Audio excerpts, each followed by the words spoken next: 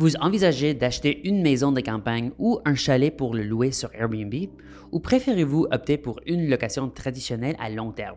En réalité, les deux peuvent être rentables, mais seulement si vous comprenez les risques et les bénéfices. Dans cette vidéo, j'analyse les avantages et les inconvénients, ainsi que les facteurs clés que vous devrez prendre en considération avant de prendre votre décision.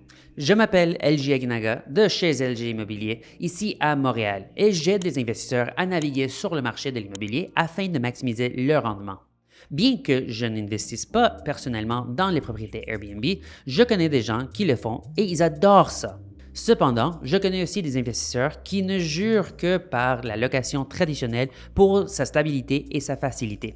On me pose souvent cette question, c'est pourquoi j'ai voulu l'aborder. Mais comme je ne possède pas personnellement des Airbnb, je tiens quand même à mettre en garde les acheteurs car ce n'est pas mon domaine d'expertise. En réalité, j'ai parlé à des tonnes de gens qui font cela régulièrement à Montréal, dans les Laurentides et dans les régions voisines.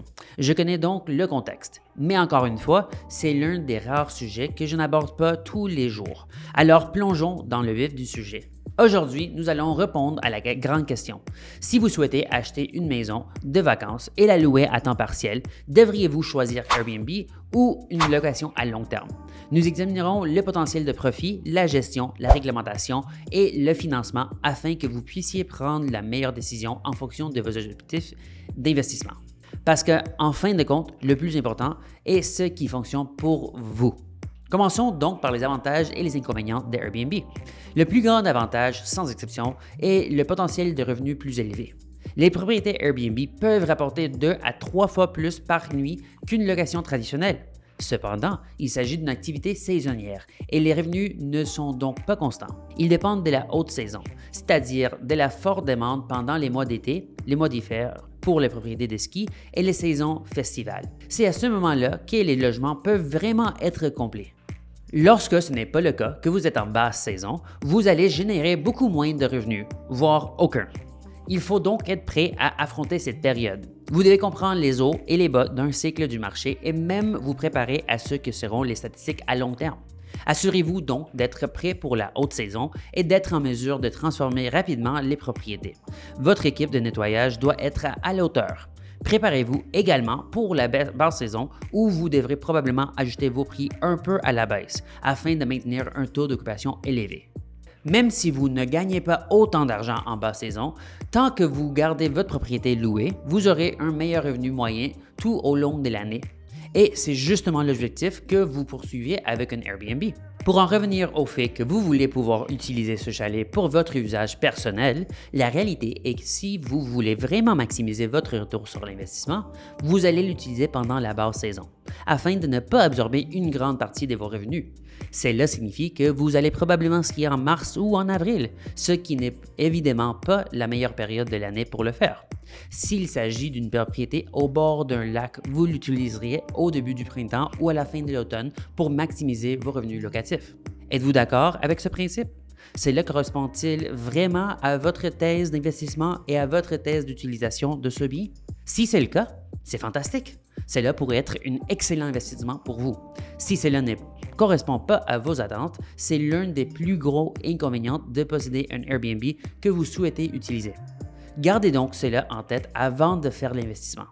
Examinons maintenant les locations traditionnelles. Sont-elles plus fiables? Elles offrent des revenus plus stables. Vous avez un loyer mensuel fixe au lieu de réservations imprévisibles. Vous n'avez pas à vous soucier de la variation de saison. Votre locataire paie chaque mois le même montant jusqu'à ce qu'il renouvelle l'année suivante. Vous aurez des rendements plus fiables, mais vous devriez travailler beaucoup moins. Vous n'aurez pas à vous soucier du nettoyage, de l'entretien, des réparations et de tout ce genre de choses.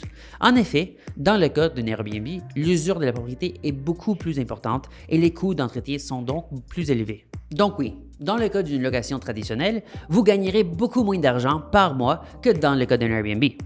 Mais, comme je l'ai mentionné, vous n'avez pas à vous soucier du chiffre d'affaires. Vous n'avez pas à vous soucier de la gestion des clients. Certaines personnes sont tout simplement méchantes. C'est la réalité. Et vous ne voudrez pas avoir affaire à eux. Les attentes d'une locataire d'une longue durée sont très différentes de celles d'un Airbnb. Quelqu'un qui possède un bien immobilier pour 12 mois comprend qu'il sera responsable dans une certaine mesure. Les clients d'Airbnb s'attendent à un service semblable à celui d'un hôtel. À un service de conciergerie, ils s'attendent à ce que tout soit impeccable parce qu'ils partent pour un week-end ou une semaine de vacances. Il s'agit d'un moment très précis qu'ils ont planifié dans leur vie pour recevoir le meilleur traitement possible. Les attentes sont donc beaucoup plus élevées, ce qui signifie que la gestion doit être d'autant meilleure pour éviter des situations stressantes et inconfortables qui pourraient aussi finir par vous coûter cher. C'est donc un autre élément à prendre en compte lorsque vous décidez de choisir entre une location traditionnelle et un Airbnb. Pour conclure cette section, répondons à la question suivante. À qui s'adresse la location traditionnelle? Si vous souhaitez un investissement pratique et prévisible, c'est probablement ce qu'il vous faut. Si vous n'avez pas le temps de gérer les réservations et les nettoyages, c'est probablement la bonne option pour vous. Si vous n'avez pas l'intention de séjourner régulièrement dans la propriété, c'est également une bonne option pour vous. Examinons maintenant quelques facteurs clés à prendre en compte avant de choisir entre la location traditionnelle et Airbnb. La première chose sur ma liste est l'emplacement. L'emplacement est toujours impératif lorsqu'il s'agit de prendre une décision liée à l'immobilier. Si vous recherchez le côté Airbnb, êtes-vous dans une destination touristique de choix? Montréal a des tonnes de règlements stricts sur les locations à court terme et dans de nombreux arrondissements, l'exploitation d'une résidence de tourisme est interdite. L'autre élément à prendre en compte est de savoir quels sont les projets à venir de la municipalité ou du gouvernement. En 2016 et 2017, j'ai vu des gens gagner beaucoup d'argent avec l'Airbnb. Comme les choses ont commencé à changer, il y a eu beaucoup plus de réglementation qui a été mise en œuvre dans ces différentes régions, provinces, etc. Et cela a eu un impact énorme sur les résultats des différents utilisateurs. Pendant la pandémie, nos frontières étaient fermées. Les gens ne pouvaient pas voyager. Cela a donc joué un rôle important dans la manière dont Airbnb générait des revenus ou, plus précisément, ne générait pas de revenus. L'emplacement est donc très important, mais la réglementation est un autre élément essentiel. En ce qui concerne les locations à long terme, l'emplacement, nous recherchons évidemment des choses différentes. Nous ne nous intéressons pas tellement aux lieux touristiques. Nous nous intéressons à la proximité des stations de métro, des lignes d'autobus, des gares, à l'accès aux hôpitaux, aux épiceries, à toutes ces choses. Il faut penser que les Airbnb cherchent à s'amuser, à trouver des attractions, à faire la fête. Les personnes qui résident à long terme, quant à elles, recherchent les nécessités quotidiennes de manière réaliste. Le prochain facteur à prendre en considération est le financement. Commençons par les locations à long terme traditionnelles. Les banques adorent cela. Ce n'est pas une vraie maison, elles ont l'habitude d'approuver des dossiers de ce type. Ce que je veux dire par là, c'est que les revenus sont prévisibles de sorte qu'elles savent exactement à combien s'élèvent les revenus et à combien s'élèvent les dépenses au cours de l'année. Ils peuvent ainsi déterminer le montant de revenus net. Ainsi, ils peuvent déterminer le montant qu'ils peuvent vous prêter car il s'agit d'une location traditionnelle, ce qu'ils aiment. Du côté d'Airbnb, c'est complètement différent. Au Canada, les banques sont très réticentes à prendre des risques. Elles aiment les choses simples, faciles à calculer. Ainsi, dans le cas d'Airbnb, les revenus ne sont pas prévisibles. Ils ne sont pas sûrs de ce qu'il va se passer ensuite. Ils ne savent pas si la réglementation va changer. Il y a quelques mois, la mairesse de Montréal a déclaré que les Airbnb seraient désormais autorisés uniquement de juin à septembre, ce qui change complètement la donne.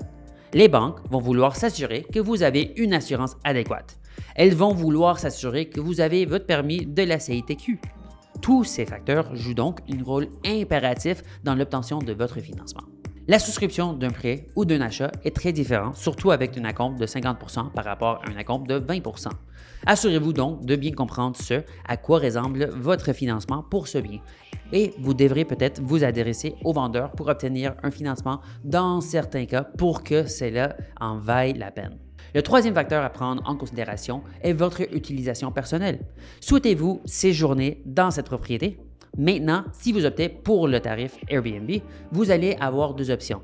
Vous pouvez soit le réserver en basse saison pour ne pas nuire à vos revenus, ou vous pouvez évidemment choisir le meilleur week-end ou les week-ends que vous voulez utiliser avec votre famille, ce qui vous donne le plus de flexibilité. Mais vous aurez évidemment un impact sur vos revenus. Si vous prenez les week-ends les plus chargés, comme Pâques ou les vacances d'été, ce genre de choses.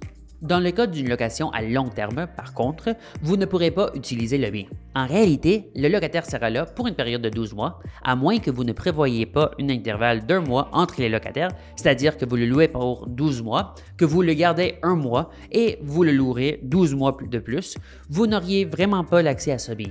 Donc, Si votre objectif est de l'utiliser régulièrement, même si ce n'est que 4 à 5 fins de semaine ou 4 à 5 semaines par l'année, Airbnb est sans aucun doute la meilleure option.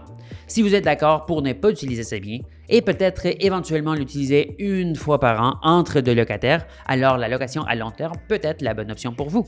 Ceci conclut la vidéo sur les Airbnb et les propriétés à long terme. Avez-vous des Airbnb ou êtes-vous un propriétaire traditionnel? Avez-vous voulu vous lancer dans l'un ou l'autre? Avez-vous d'autres questions à me poser dans les commentaires plus bas? Ai-je oublié des points importants à prendre en compte pour quelqu'un qui cherche à se lancer dans l'une ou l'autre de ces options? Qu'en pensez-vous? Laissez-moi savoir si vous souhaitez prendre rendez-vous avec moi. Toutes mes coordonnées se trouvent juste en dessus dans la description. J'aimerais beaucoup avoir de vos nouvelles. Si vous appréciez ce contenu, n'hésitez pas à vous abonner à notre chaîne pour être sûr de ne rien manquer. Si ce n'est pas déjà fait, appuyez sur la mention « J'aime ».